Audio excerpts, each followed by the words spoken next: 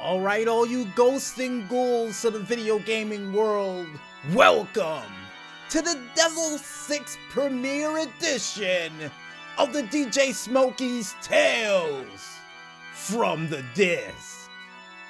And to kick off this year's dark and evil version of our ghost-like stories from a video gaming world, we start things off with Civilization 4 Afterworld.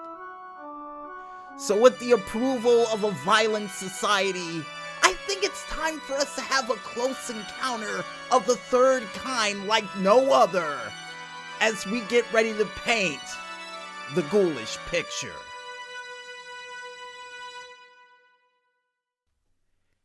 The year was 2459, on an ancient planet known as Madras.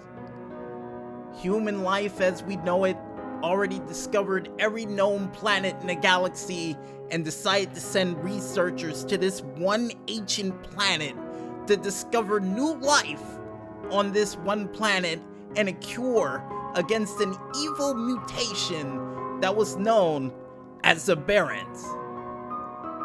We were a skeletal crew, a group of nobodies that went by the name of Jal, Atchis, Rice, Raja, and Server, all serving the military on whatever dangerous and expendable mission they see fit to send us on.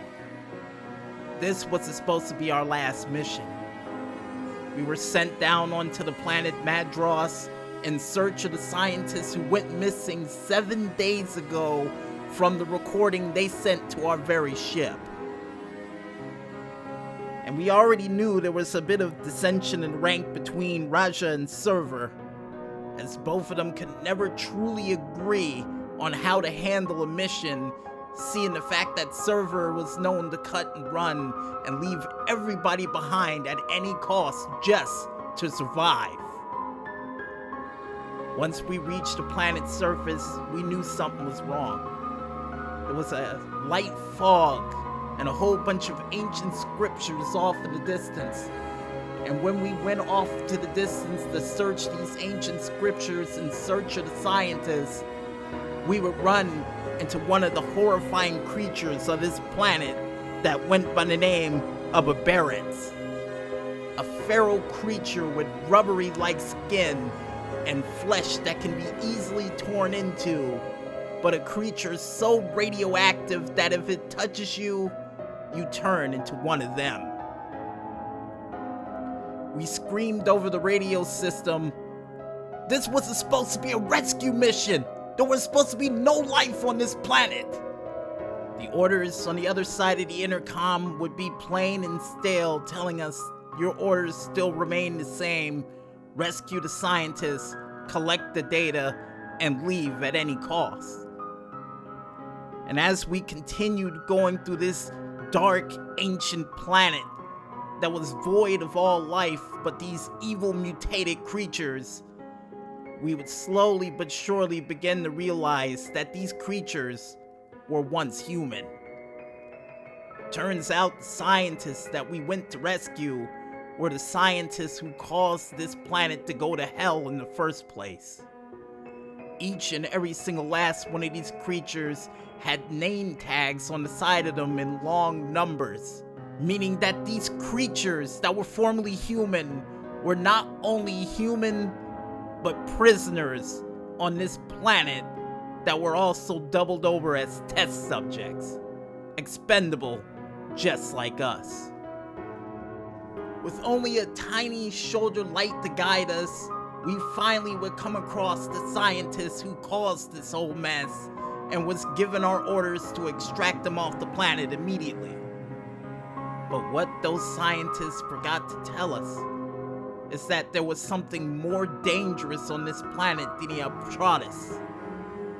Instead, they would warn us of another creature that we were yet to see on the planet named a feral. A giant, oversized mutation that's gone out of control from the creatures eating each other on this planet to survive, turning into an alpha male creature of horrifying proportions. And as we were trying to get them onto the ship, Raja would run directly into this giant ghoul of a creature that the other creatures would call its king. It let out a terrifying roar that I still remember to this day, shaking the very ship core itself and causing the scientists to run into the ship as fast as possible, telling us, "You can't beat it! Run! Run while you still can!" But the problem with the option of running away from this giant oversized creature from hell is that the door locks were changed. It appears that one of our teammates decided to change the door lock, seeing the fact that he believed he was going to reach the ship before everyone else, but during all the excitement, lost the door lock codes. Cerberus, being a professional hacker during the team, tried to hack the door as fast as he possibly could, for just Raja to go insane with rage, trying to take on the giant creature to buy them some time, telling Cerberus, "Unlock those doors and get everybody on the ship. You guys get out of here, I'll take on the creature myself." Cerberus, with the first act of humanity he ever had in his life, would tell Raj, "Just come on the ship with us. Don't be a hero." For Raj to stand back, look at Cerberus, look at the creature, and say, "I know what I must do." For a tear to run down Raj's eye and to push Cerberus on the ship. For Cerberus to bang on the side of the door repeatedly, telling him, "Get on the ship! Just leave!" For the ship to take off on autopilot from the commanders on the other side of the speaker box. For Raj to stay on the planet to fight this oversized, massive creature. The last thing we saw before that ship took off was that beast beating its chest over and over again, and all of the other tinier creatures, the albatrosses, following around side it, circling around, making sure that Raj couldn't escape the battle he couldn't win. And then Raj would tell the people on the ship, "It's been an honor serving your side." For Raj to begin his winless battle against this giant oversized creature that's been here for what seems to be 1,000 years. As we looked at Raj's comm unit, we would see firsthand the creature's power. After he shot 3 shots against that creature, the creature would beat his chest one last time, before grabbing Raj into the air in a crucifix position, before ripping both his arms off at the seams, for Raj to let out one final scream of anguish, before the creature would finally open his arms and compress him into a tiny cube, like a car in a junkyard.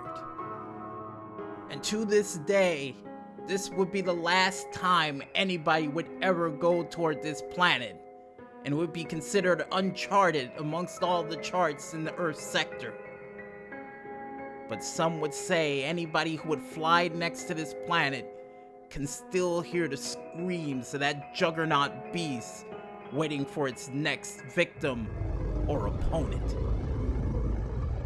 And with that, folks, wraps it up for another season returning edition of the DJ Smokey's Tales from the Disc.